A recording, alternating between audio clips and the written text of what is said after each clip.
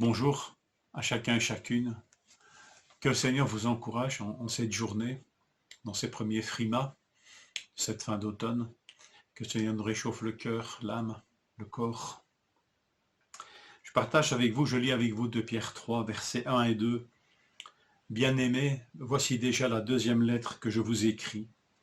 Dans l'une et dans l'autre, je fais appel à vos souvenirs pour éveiller en vous une saine intelligence, afin que vous vous rappeliez les paroles prononcées autrefois par les saints prophètes, ainsi que le commandement du Seigneur et Sauveur enseigné par vos apôtres. Étonnante manière de résumer le Nouveau Testament, n'est-ce pas? Le commandement du Seigneur et Sauveur enseigné par vos apôtres. Là, c'est vraiment un résumé de résumé. Mais le commandement du Seigneur, bien sûr, c'est celui que nous avons entendu de la bouche même de Jésus. Aimez-vous les uns les autres comme je vous ai aimés. Vous aussi aimez-vous les uns les autres. Jésus nous disait que notre manière de l'aimer, c'était de garder ses commandements, comme lui aimait son Père et gardait ses commandements.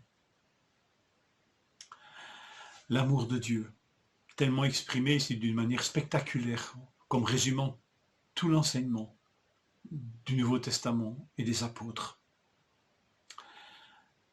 Mais est-ce que nous ne sommes pas un peu troublés quand nous poursuivons la lecture, où là on ne parle plus d'amour de Dieu, mais de jugement de la terre, de jugement de la création tout entière, du jugement de l'humanité tout entière, de tous les hommes, et d'un jugement qui ne tournera pas nécessairement bien, parlera de condamnation.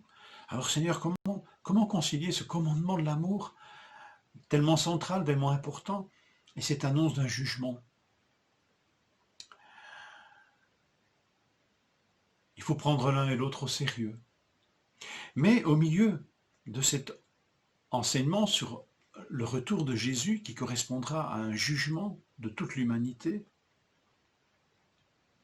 le verset 9 nous dit que le Seigneur ne tarde pas dans l'accomplissement de la promesse, parce que ce jugement est lié au retour de Jésus, qui pour les croyants, les chrétiens, est une promesse de rassemblement avec lui.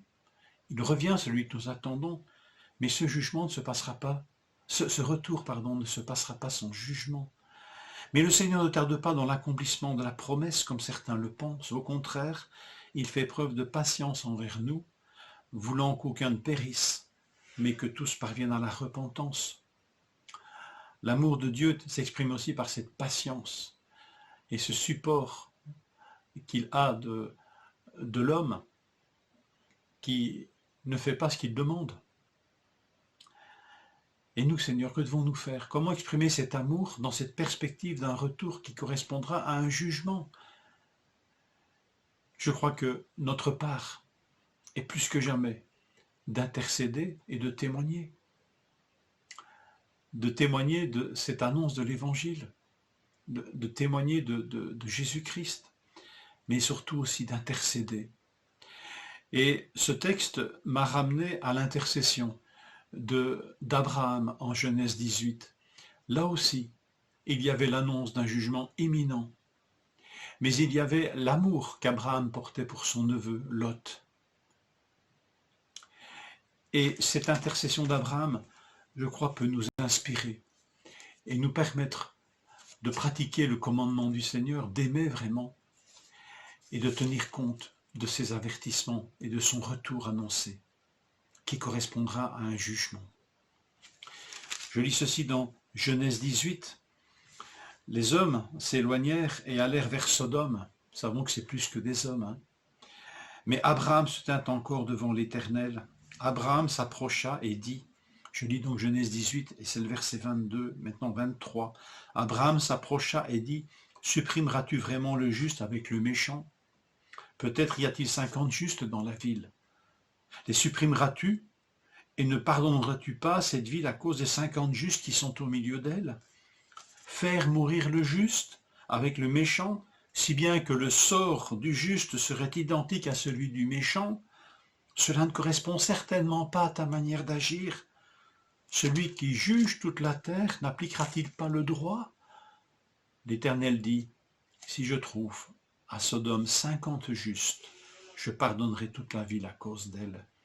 Et Abraham va presque marchander, intercéder, jusqu'à arriver à dire au Seigneur, peut-être y aura-t-il que 10 justes. Et Dieu lui dit, je ne la détruirai pas à cause de ces 10 justes. Certainement, si tous les hommes arrivaient à la repentance et se tournaient vers Dieu, nous pourrions déduire que Dieu ne détruirait pas, ne jugerait pas. L'Écriture ne semble pas nous dire que c'est dans ce sens que ça va aller, mais des hommes et des femmes se repentiront et se tourneront vers Dieu dans cette attente de son retour. Alors ayons suffisamment d'amour pour intercéder pour tous et pour toutes, afin qu'ils arrivent à cette repentance et se tournent vers Dieu. C'est une manière de pratiquer ce commandement tellement central, d'aimer son prochain et de nous aimer les uns les autres. Que le Seigneur nous conduise dans cette intercession, cette journée. Que le Seigneur vous bénisse et vous fortifie.